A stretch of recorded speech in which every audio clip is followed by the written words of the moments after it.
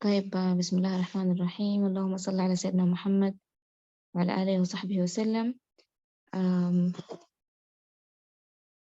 السلام عليكم ومساء الخير عليكم يا جماعة، إن شاء الله أنتم كلكم كويسين. حنبدأ طوالي. I will try to speak Arabic most of the time عشان معلش يعني to keep it simple. If you're happy with إنه to go مع with speaking English the whole time, and I would be happy to do so as well. It would be a good idea برضو.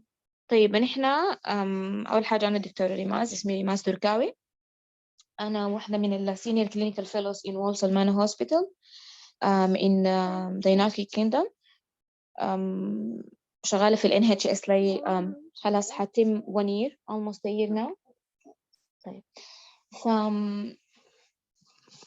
in addition to that أنا MRCP holder. حتقولوا كيف يعني في ناس ممكن يقولوا لي كيف أنت أصلا شغالة في ال NHS وما عندك كل ال full membership. I don't have the full membership. أنا عندي part 1 and 2. اتخرجت 2016 from University of Imam al-Mahdi in Sudan, White Nile State. I've worked في several hospitals in Sudan, in a no teaching hospital وال Durman Military Hospital and Aliyah a specialist hospital. كمان اشتغلت في مستشفيات تانية تعتبر في rural areas، لكن عموما دي معظم الاكسبيرينس بتاعتي كانت من هناك. اشتغلت في part برضو في international organizations، وده اللي فتح لي الباب لأنه أنا بحب التيتشنج شديد من زمان. الفتح لي الباب إنه أنا أقدر أدخل كورسات بتاعة training and teaching وأقدر أكون officially a trainer بشهادة من معهد الخرطوم للدراسات الاستراتيجية اللي هو Khartoum Institute for Strategic Studies. اشتغلت في multiple public-private partnerships between the government and the organization كنا شغالين فيها. المهم الخلاصة إنه I've been doing the OET coaching for 2 years now. السنة الثالثة I think 3 years. لا 3 years والله. وحتبدأ السنة الرابعة في نص السنة دي. حنبدأ السنة الرابعة إن شاء الله. I started this كpassion وكskill. أنا بحب التيتشنج، بعد كده بقت profession. الحمد لله عندي very high success rate. فالليلة نحن الوركشوب دي عاملينها عشان to be able to practice مع الناس اللي عايزين to practice speaking. لما لقينا ناس interested إنهم هم to practice speaking ممكن نتكلم عن speaking بصورة عامة. لكن قبل ما نبدأ الكلام ده هنتكلم عن OET. هو أصلاً OET exam, Occupational English Test. It's an exam for health professionals to prove that they are able to communicate in English. I'm not gonna say it's a mandatory. It's more of a joker card. If you play cards, it's more of a joker card now. You can use it to work in most of the countries in the world. يعني starting from Australia, United Kingdom, Ireland, Singapore, Malaysia, Canada, and some universities in United States of America as well. Not to mention United Arab Emirates and Qatar, because you need to prove that you speak English in countries that have great and huge diversity of nationalities working there. The OET exam have 4 parts or 4 subtests. The first one is the listening, and listening subtest is one of the it's tricky. It's not one of the hardest, but it's a tricky part. If you manage to have good strategies and tricks, you can easily pass listening. That's the first one. The second subtest is the reading subtest. And of course, in the listening, let's go back to the listening before we go forward. In the listening part, you need to prove that you are able to listen to conversations, not only from a patient, but conversation with your colleagues, health professionals. For example, 2 nurses doing a handover, a radiographer reporting an ultrasound scan to you, another specialty consultant who wants to talk to you about one of your patients and discuss that, you need to prove that you're able to actually listen, and that it's not just listening, understanding and processing the information that you're receiving. That's for the listening. The reading subtest is one of the trickiest one. It's really difficult, and I have 95% success rate. Most of the people who didn't pass in my candidate, I'm talking about my candidates, they didn't pass because of reading. I've had multinationality candidates, but I would have noticed that most of the Sudanese candidates usually seek and go thoroughly through the writing subtest, but totally ignore the reading subtest because it looks easier. So if your exam is sometime between 2 weeks or a couple of days, I would highly recommend that you practice reading. It's not just practice reading, practice strategies and skills in reading and tricks on how to pass the reading. The third subtest is the writing. You need to prove that you're able to write a referral letter or a discharge letter or even a transferal letter, just like the letters that we do write every day in our normal practice of medicine. It's just need to be in a certain template and a certain use of words. It has to be some kind of formal letter that actually tend to give the events in a more of a literature way. So it has to be done in a certain template.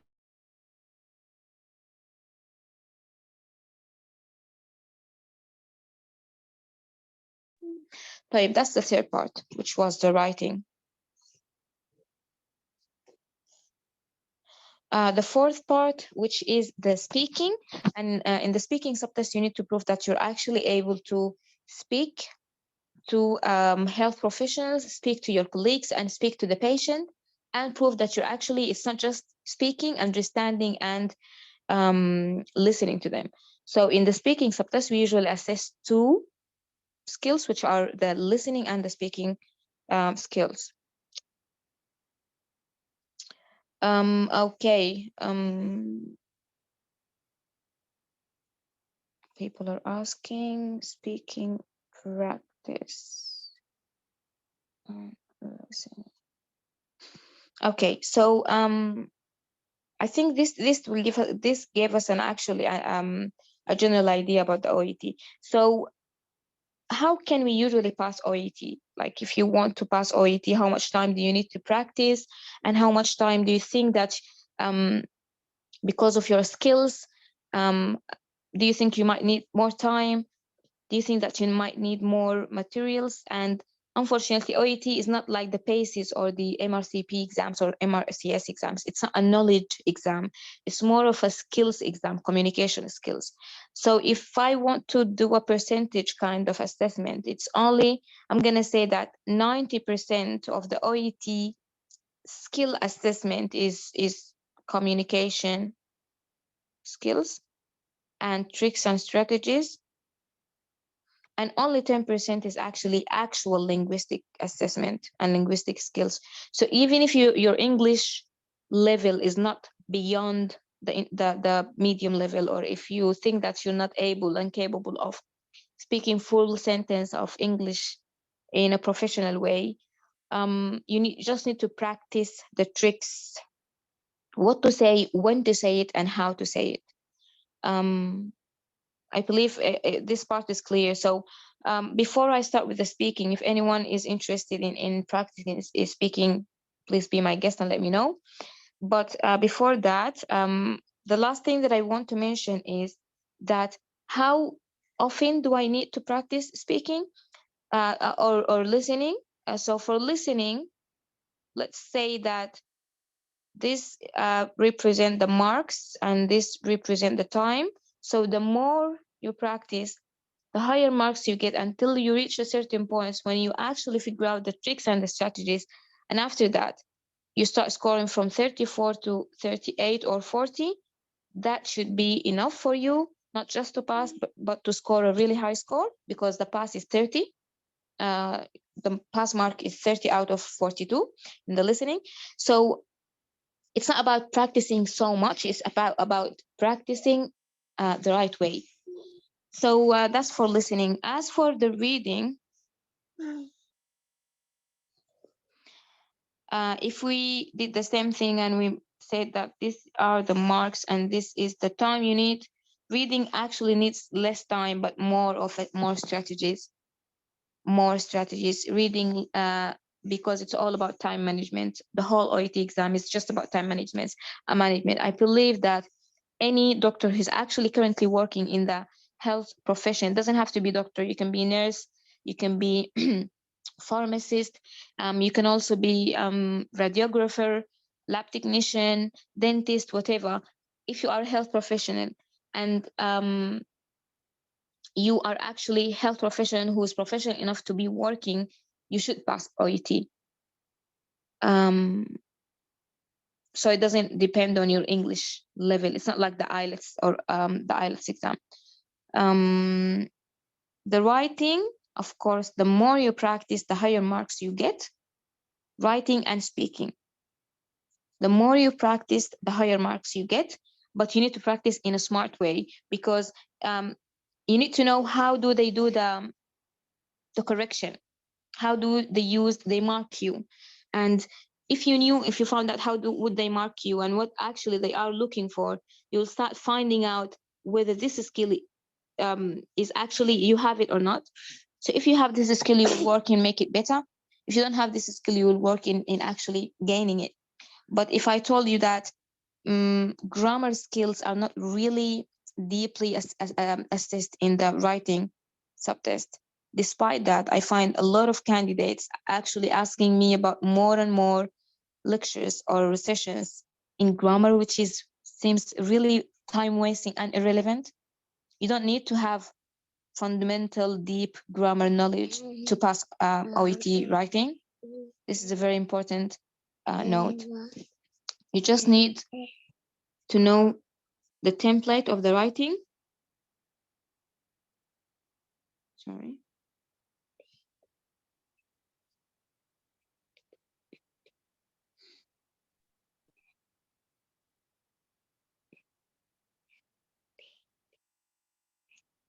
This is a template of the writing subtest, and you just need to know how to fill it and what to say.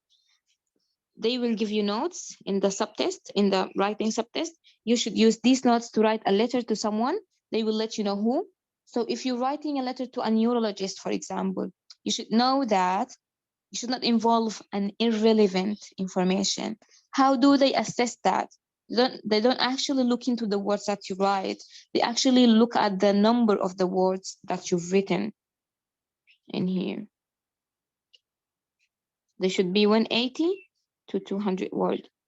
So the fact that you included irrelevant information will automatically increase the number of the words you use, which automatically make you look like you had a longer letter than you should have. And this means that you included irrelevant information. This is how they will deduct you. This is a simple example. So all what I want to say is that OET is more of a trick strategies exam than it is an actually clinical English linguistic assessment exam. And I'm happy to have any questions if you have any questions, and I'm happy to start practicing speaking if any of you is happy to. And if anyone who is not familiar enough with OET exam wants to know about it, feel free to ask me.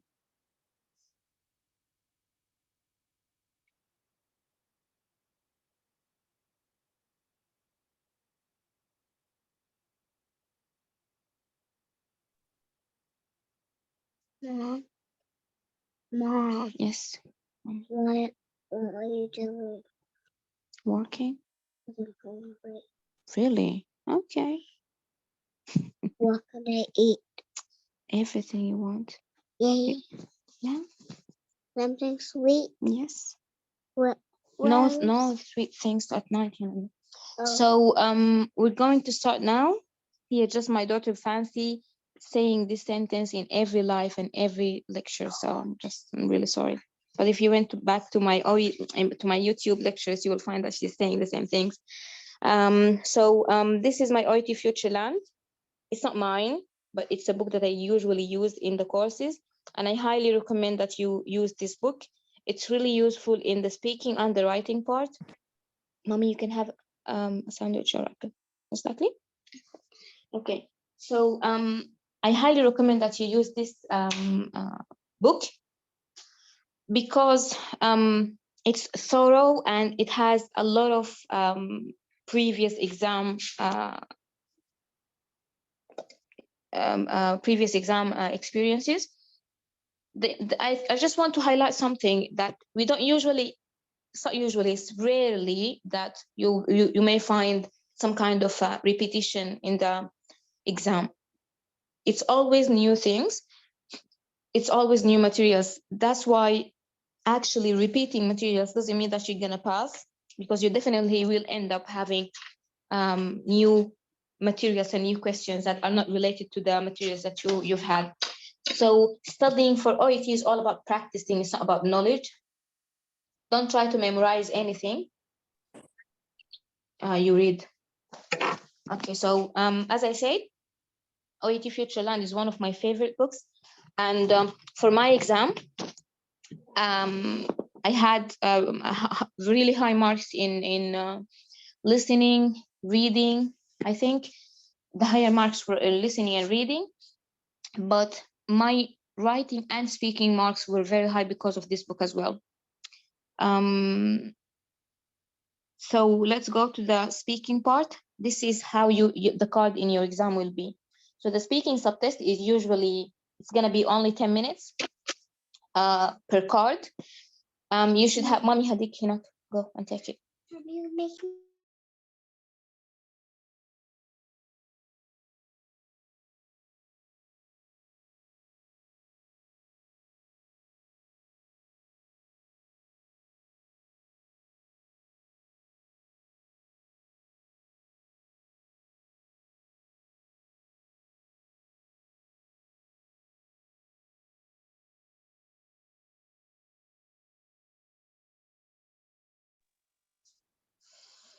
I'm sorry. طيب, as I mentioned, so after finishing the 3 subtests, the listening, the reading, and the writing subtest, you should go for a break after the exam. Going out from the writing subtest, you'll find that your name is in a paper that stick to the wall with a time that lets you know when is your speaking subtest will be. It might be 2 hours later, it might be half an hour later, and it can be 3 or 4 hours later. You can actually spend the whole day in the exam center, and so for some people it can be the next day. So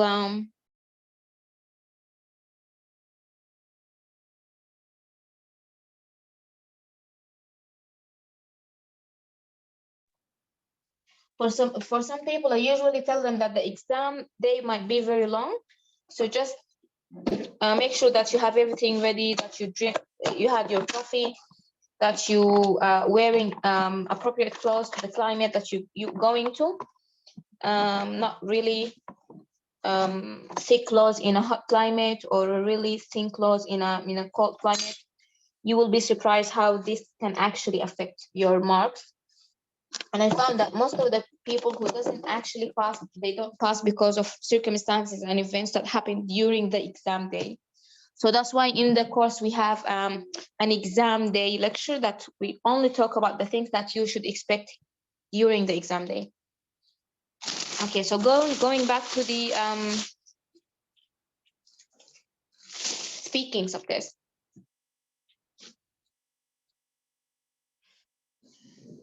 After you come back from your break, you should come back half an hour before the time that you're entitled to. You will go back and into a room. You will find the interlocutor who's someone that is not there to give you any marks, and he's not there to help you or not. He's just there to have the conversation and pretend to be the patient or the relative of the patient. So you don't expect them to interact with you. Even if he said that you've passed, that doesn't mean that you've passed, because they are not the people who are actually responsible of that correction. So you will go in, they will confirm your ID. You'll notice that there is a recorder that records the conversation, because the conversation is usually corrected and assessed in Australia. So everything is transferred to there, and assessment is done by two different assessors. None of them knows how much you were given in the by the other one, and none of them knows how much you scored in the other subtest. Very important information to know. Don't be stressed by the interlocutor, because they don't have any role in your assessment or marks.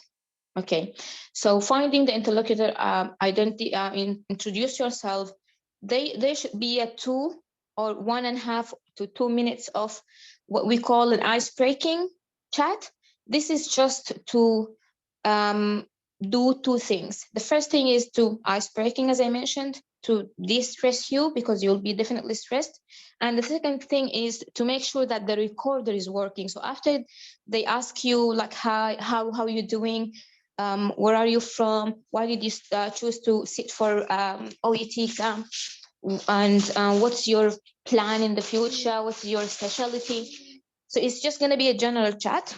After that, they will stop the recorder, pause it, and let you hear and listen to the conversation to make sure that you're okay with the tone and the volume of the voice. After this, it shouldn't be more than 2 seconds or 3 seconds, and then you will be handed over a mark sheet. Sorry, this sheet, the cards, and these cards, one of them is yours, the one that says candidate, and this one is for the interlocutor, who's the role player. So you should play the doctor side, and he will play the patient or the relative side. He will give you 3 minutes to prepare yourself. After the 3 minutes, the conversation will be 5 minutes long. Any questions so far? Anyone have any questions about how the speaking subtest happens?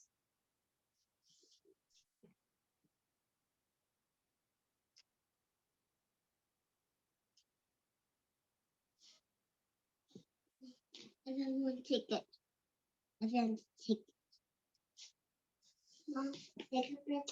Anyone?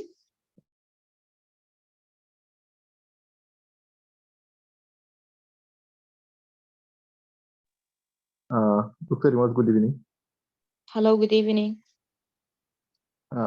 For me as candidate, I will read just the candidate role play, or I will read both of them, both of the Yes. cards. That's a good question, because sometimes the interlocutor might not even give you their part.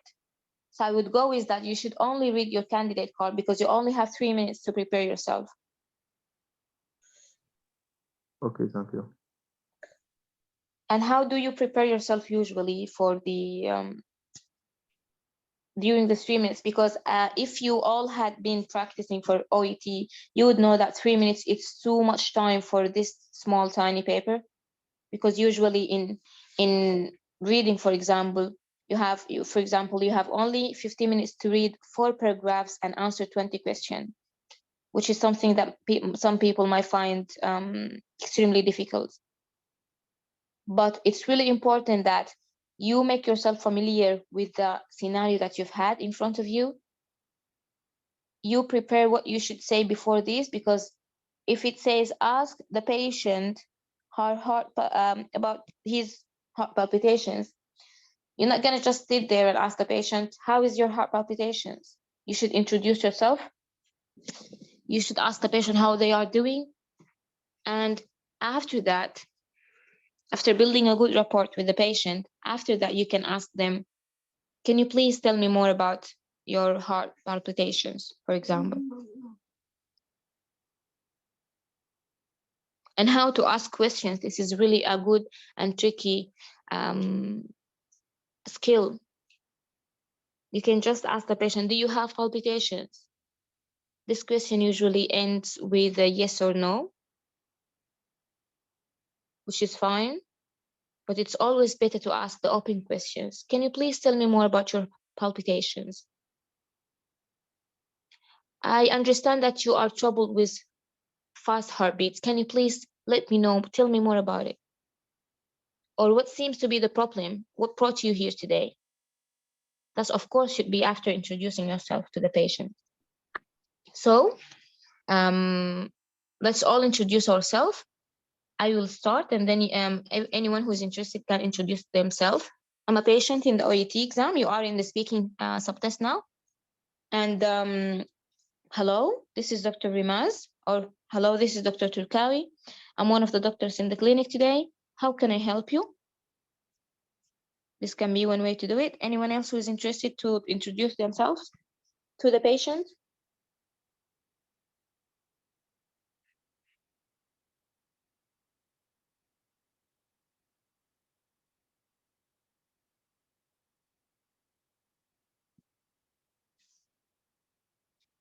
Not Anyone, guys, who are interested in practicing speaking? Because this is actually a workshop. It should be more of an interactive thing more than a lecture.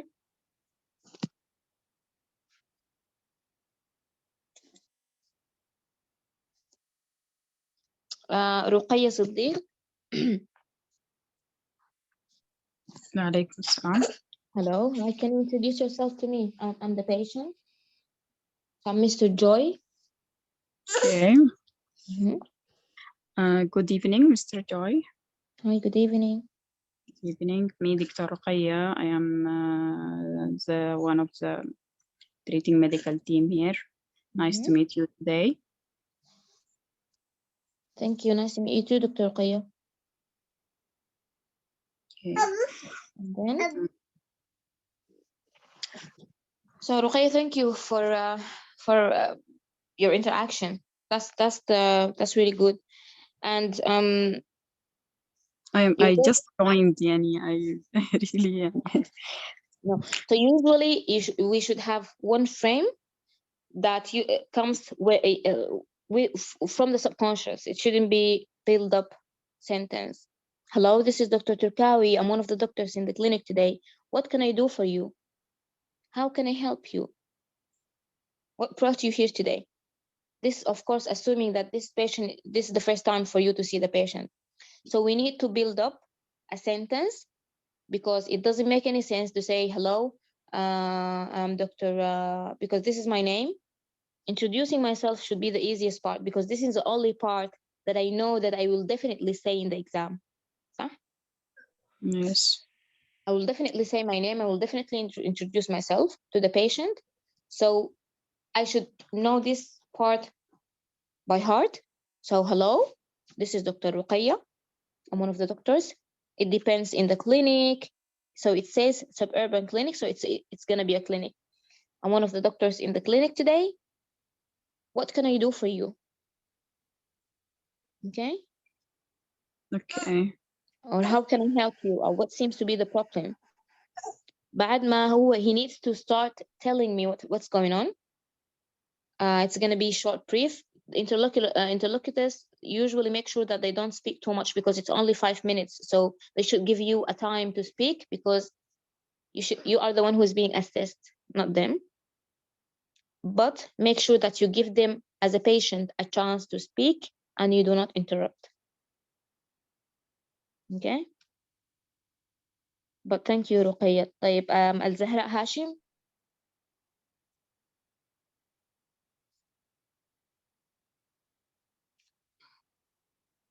Yes. Or مودة الخضر. Okay. Okay, we can keep it. You can keep it. Okay. سارة حميدان, طارق, أميارة, تسنيم كمال, دكتور أحمد, ID أحمد. Anyone who is interested, Hisham Abdullah, Zahra Hashim, anyone who is interested to introduce themselves, يعني. Hello, Dr. Rimas. Hello, hi, Dr. Ahmed. So I'm a patient. I'm 65 years old, Mr. Joy. This is the first time you see me. So how are you going to introduce yourself to me? So hello, I'm Dr. Edo. I'm doctor in the clinic. So can I meet you, please? Yeah, sure. So how can I help you today? That's great. And then I will start telling you what's going on with me. And after that, you'll start doing the actual points that you should be talking about. Thank you, Dr. Ahmed. So it's easy. Please make sure that if you're not happy to introduce yourself now, that's fine. If you are, just raise your hand or DM me, send me a message. What usually happens is, yeah. Sorry, another question, Dr. Remaz. Hi, Dr. Hisham. Yeah. I introduce myself by my first name or by my last name? It should be by your last name officially, because Same like in formally, this.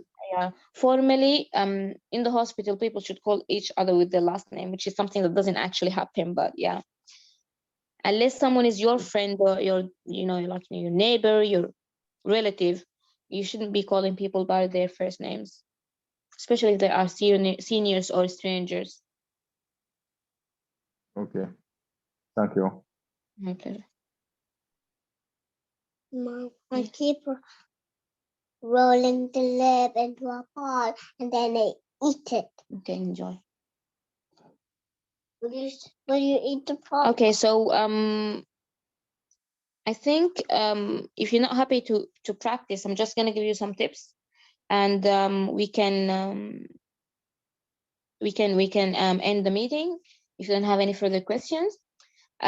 For the speaking part, it's usually always better, because if I open now the how do they assess the speaking subtest, as I mentioned, it's important to know how they assess you. How do they mark you? If you don't know how they mark you, you're not going to be able to improve or work on yourself.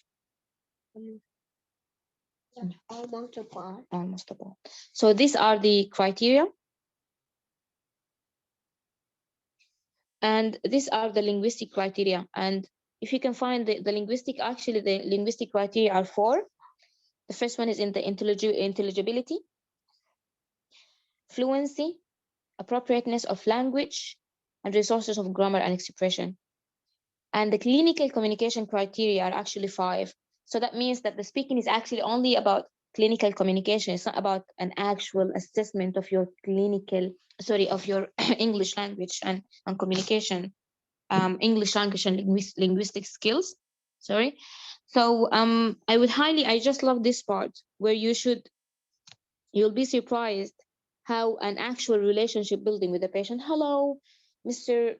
Joey. It's nice to see you today. How you feeling? Or if the patient this is not the first time for you to see him, it's not usually mentioned in the card that this is not the first time to see the patient. They can just say that the patient is coming back for investigation results, breaking bad news, telling the patient that they have cancer. So if you are telling a patient that they have cancer or you are breaking a bad news, it's definitely, this is not the first time you see the patient. And you know for sure that this patient, you've seen him before to request the bloods and the investigations. So this time the greeting and the introduction should be different. Hello, Mr. Joy. This is Dr. Turkawi. Just to remind you, how you feeling today? I hope you're feeling better. And then start after he answers you, yeah, I'm feeling okay, I'm anxious, I'm not feeling well, I'm tired, I'm depressed, I'm stressed, whatever. You comfort the patient. I'm sorry, I know it must be very difficult. However, we're here today to discuss your test results, and I have the test results in here in my hand. I'm really sorry to tell you that I have a bad news for you. In breaking bad news, نخش في الموضوع توالي. You don't manipulate the patient. Okay, so as I mentioned, building a report, if this is the first time you greet the patient in different ways, if this is the second time, you need to ask them how have they been, how are they feeling, and whether they are okay or not. And then how can you tell someone that you understanding what he's saying? Keep nodding your head, but actually nodding your head will not be recorded because it's not a videotape, it's just a record, an audio record. So oh, yeah, and then you can repeat some of the words that the patient say, the words. If you said, I feel so much pain in my knee, you say, oh, knee, your knee. Okay, in a way that you don't have to look silly enough that you're just repeating what the patient is saying, but in a way that you show the patient that I'm actually following what you say and I'm hearing you and you have my full attention. Providing structure is when you tell the patient that we are here today to speak about your test results. However, we're also going to talk about your plan of management and how can we support you. So this is actually you providing structure. That this is called signposting. وبيدوك فيها درجات. You definitely get high marks when you do this. And to do this, you need to be comfortable with doing the basic things, which are introducing yourself. طيب. The fourth thing is information gathering. How are you going to ask questions? As I mentioned earlier, how do you usually ask the patient? Patient have abdominal pain. Anyone interested? Anyone interested? Someone have into abdominal pain. So how are you going to ask him about his abdominal pain? Anyone from you guys want to ask the patient? Ask me about my abdominal pain. One of the tasks, say ask the patient about their abdominal pain. So Hisham or Ruqayya or Dr. Ahmed, anyone who is interested. Yes. How are you going to ask me about my abdominal pain as a patient? My name is Dr. Abdullah. Hello. Let me confirm that you are Mr. X. Yeah.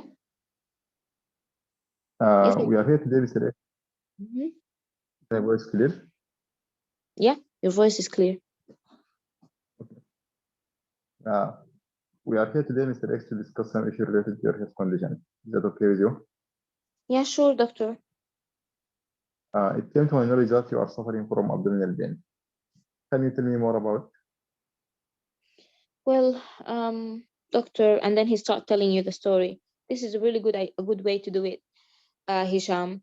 Hisham, have you been to any of the postgraduate clinical exams, MD or MRCP or MRCS clinical exam?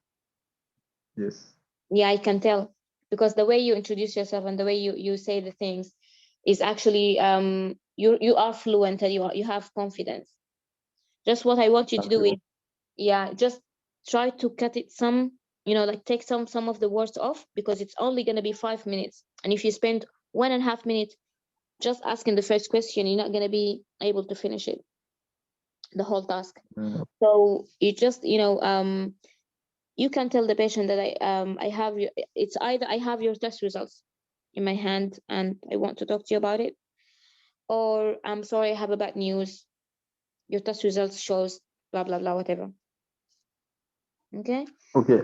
So no enough time to give a warning shot on that same thing like we do in You diabetes can exam. give it, but it's gonna be mini warning shot. It's like, I'm sorry, I have a bad news for you. Then you shut up. He will say, yeah, what? I'm sorry. What do you mean by that, doctor? Or what? And then you just go and say, it's you might have, you have the results in my, the results in my hand show that you have colon cancer, which is cancer in your bowels. I'm really sorry to tell you, to be the one who have to tell you that. And another pause, it's just 2 seconds. The patient will definitely say something. And then you say, yeah, that's a really good question. However, I just want you to be rest assured that obviously this cancer is only confined to one layer of your bowels. So this gives us a chance to do some surgery. So give him a warning shot, give him the bad news, give him anything that might seem to be, hopeful. Surgery, chemotherapy, anything that's mentioned in the task. If nothing is mentioned, don't bother say it. Don't ever say anything that's not mentioned in the task, even if it's a medical information that you're sure about it. It's not like basis. Okay. You have just to follow your role. Exactly. Only the task that you have, no more, no less. You can actually do less because if you can see these are the assessment criteria, and none of the assessment criteria actually says that you have to definitely do all the tasks, which is something weird because most of us think that we need to speak fast to finish the task, right? But no, you don't have to finish the task. You should be speaking in reasonable speed and finish reasonable number of the tasks.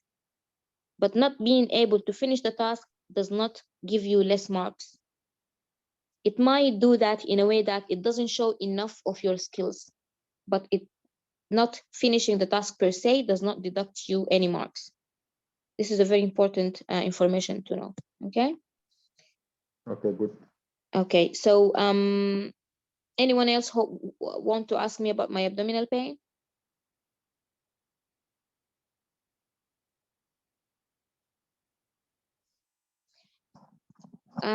The good thing about this book, the OET Futureland, is that it gives you, if anyone wants to talk, please raise your hands.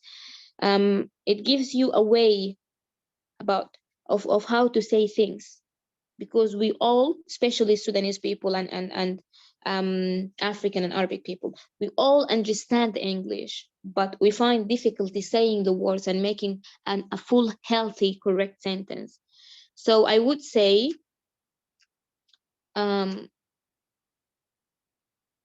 follow the guidance of this book. Let me show you what I'm talking about.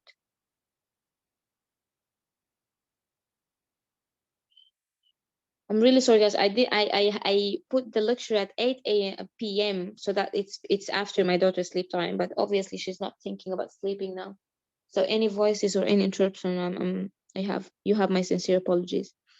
So these are the timetables or the schedules that you should be looking at. So we have two templates. This is the first one, and it's talk about how to start showing sympathy, how to introduce yourself in case it's the first time or in case it's a follow-up visit, what to say and how to say it. So this book is actually, it doesn't give you any excuses. If you want to tell a patient a diagnosis, you say, well, based on your symptoms and after examination, I believe that you have what is called lupus nephritis. And let me explain this. You're suffering from a condition called multiple sclerosis. It's a medical term. Let's say, let's get out of the traditional way and say that you were faced with some kind of a diagnosis that you've never heard of it before. You have the right to ask the interlocutor to pronounce the word for you before starting. So through the 3 minutes, during the 3 minutes of the assessment of the preparing yourself, holding the card in your hand, could not read the word erythematosus, you can ask the interlocutor to read it for you. But after the 5 minutes, you cannot ask her to read it for you. And then, well, there is a new disease called RIMAS, and I don't know what's this disease. So I'm just start bluffing because this exam is not for my medical knowledge kind of assessment. It's all about linguistic skills. So what I'm going to say about the RIMAS disease is that, hello, I'm Dr. Turkawi. I'm one of the doctors, one of the, mommy, please lie down here. I'm one of the doctors in the clinic today. What seems to be the problem? Then they will tell you the story or whatever. Sorry, the patient is coming back for his test results because you're going to tell him that he have a disease called RIMAS. So you're gonna say, hi, Mr. Mark. It's nice to see you again. How have you been? Just to remind you, I'm Dr. Turkawi, and we are here today to discuss the test results. So he's gonna talk and he says, yeah, please, I'm so worried. And you will start to say, well, I'm really sorry to tell you that you have a condition called RIMAS disease. And this disease is actually a new disease that we still have researchers that, to find out how it is being caused, but it's most likely to be more of an environmental and inherited way. It can be running in the family, but it can be affected by environmental things, factors. There are plenty plans of management and treatment. I don't want you to be worried. He's gonna start asking you questions, and you can just literally just say anything. Because most of what happens in the speaking, you have a mental block. Oh my God, I can't pronounce the word. So what's going to happen now? I'm definitely failing. I'm not gonna say anything. I'm just gonna shut up. And I have a friend and I have a candidate who literally just went there, didn't actually open their mouth for the 5 minutes and just came out. So don't be hesitant. Just say anything. So you just need a proof that you can actually speak English. That's it, to a patient and explain a disease. It's just you can just say anything because they're not testing your medical knowledge. Do you know what I mean? So it's not like MRCP exams. It's more of a skills and strategies exam. It's not about clinical knowledge at all. Don't use your medical knowledge in this exam at all. And if you felt that there is any information that's wrongly mentioned, you just mention it as it is. Please don't correct anything in the OET exam. Group links, I will give you the team coordinator phone number, and she will manage to do this because I'm really bad with the logistics. So the team actually, they're doing a really great job with the logistics and the groups and the courses and the stuff. This is the coordinator phone number. You can contact her through WhatsApp. Okay, anyone have any question?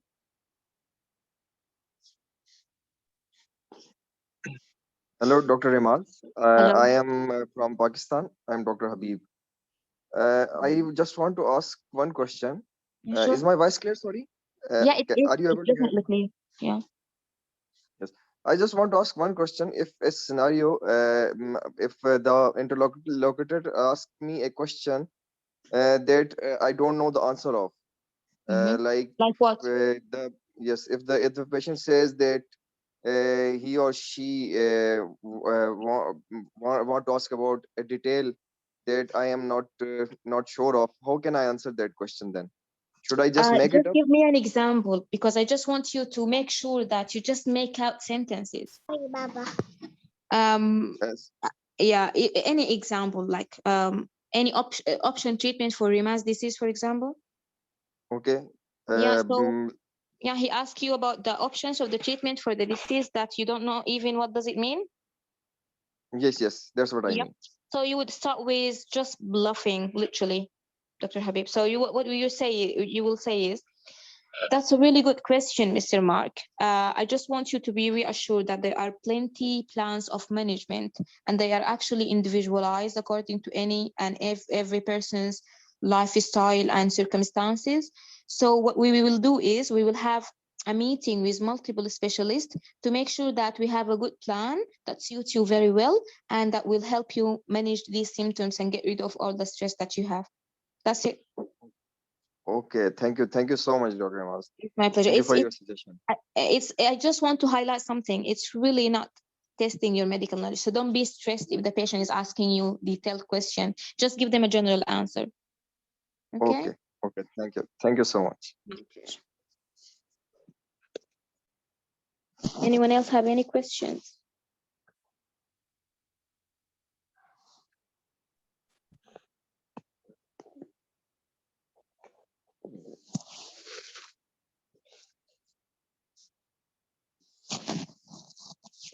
Well, I literally want to say a lot of things about speaking. Speaking is one of the most important things that actually need practice in the subtest. So that's why we have 4 lectures for speaking in the course, and we do assessment with marks. I hoped that one of you would actually want to practice speaking now, and I can be an interlocutor and I can be an examiner, and then I can just give him mark either privately or here if he's happy to, he or she.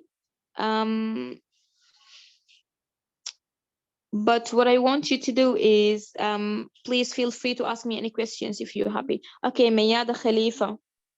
Assalamu alaikum. Alaikum assalam. Hi, Mayada. Hi. I just want to ask you one question. That I'm doing a mock exam with myself, especially in the listening and the reading. And this is the first attempt for me, and I just want to know how to calculate the marks for each and every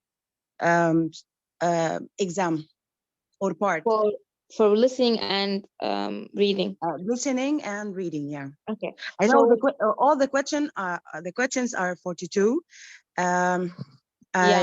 I began with 18 and I'm enhancing with the results, but I don't know. I know that the full mark is 500, but I don't know what is how can I calculate it with the actual number Yeah, of that's a really good questions, you know? Yeah. That's a good question. So Thank you. the full mark is 500 for each subtest and for the whole exam. You have to definitely pass all the 4 subtests to pass the exam. So even if you had 500 in listening, but you failed in reading, God forbidden, then you have to repeat the whole exam, especially for UK. But if you're going to one of, I think Singapore and Malaysia are happy for just repeating just one subtest, the one that you failed. Or you have to check with the medical council of the, medical council of the country that you want to practice medicine in. So back to your question, Mayada. 500 is the full mark, but there are actually only 42 questions, and to pass you need 30 degree. Okay, so if you, for example, you've scored 33, you had 33 correct answer out of 42. That means if the 42 is 500, how much is the 33 is going to be? So you're just gonna do 500 by the mark you had over 42. So 500 over the mark you scored by 42. Sorry, by over. 500 by the mark you scored, whatever it was, over 42.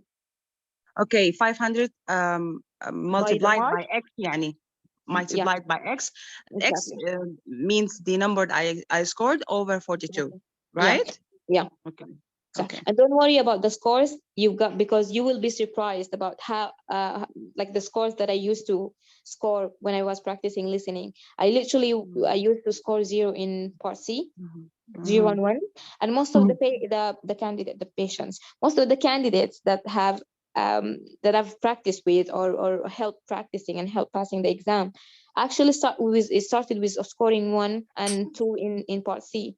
So it's all about, as you mentioned, practicing and strategy. Yeah. You can build up Yeah. your own strategy because you are the one who knows Technique. It's all about technique, I know. Yeah. exactly. So yeah, I think that should be it for today. I really wish if someone of you wanted to practice, but that's okay. We can have, I'm not gonna say weekly because I can't promise having weekly workshops, but I'm definitely gonna make it more often to do free workshops and sessions because I have time now to do this. Please feel free to contact me or the team. You now have the team phone number for any questions regarding the OET exam. I also have a channel on the YouTube. It's help supporting GMC and IMC registration seekers, because I myself am a GMC member, General Medical Council of United Kingdom, and a member in the Irish Medical Council as well, in addition to the Sudanese Medical Council. And I've done this a long time ago, which is not difficult thing to be achieved. So if you have any questions, feel free to have a look at the YouTube channel. And thank you so much for being here today, guys. Thank you so much. This should bring us to the end because I have another meeting at 9. So thank you. And see you in a couple of weeks, inshallah.